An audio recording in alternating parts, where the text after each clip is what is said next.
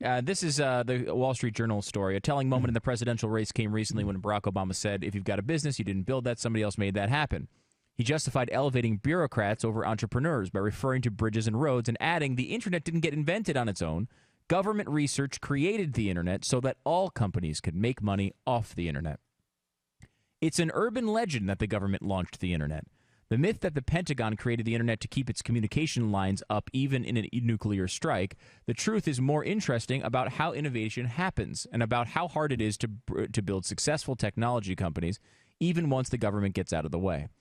For many technologists, the idea of the internet traces to Vannevar Bush. Yes, Bush created the internet.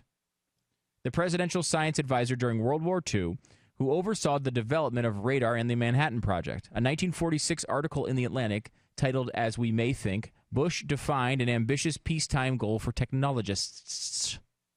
Build what he called a memex, through which wholly new forms of encyclopedias will appear, ready-made with a mesh of associative trails running through them, ready to be dropped into the memex and then they're amplified.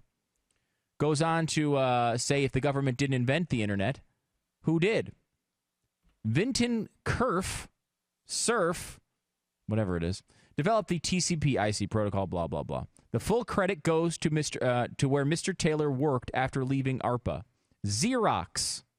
It was at Xerox in Silicon Valley in the 1970s that the Ethernet was developed to link different computer networks. Researchers there also developed the first personal computer and the graphical user interface that still drives computer usage today. It's amazing everything Xerox did. It is. Yeah. It is. When you look back at Xerox, it's a travesty that company didn't know what they had. Yeah. It's really too bad. Many times. They didn't have a Bill Gates or somebody who had a vision of, I can take this technology and do that with it. Yeah. That's the only thing they lacked because they developed everything. They did.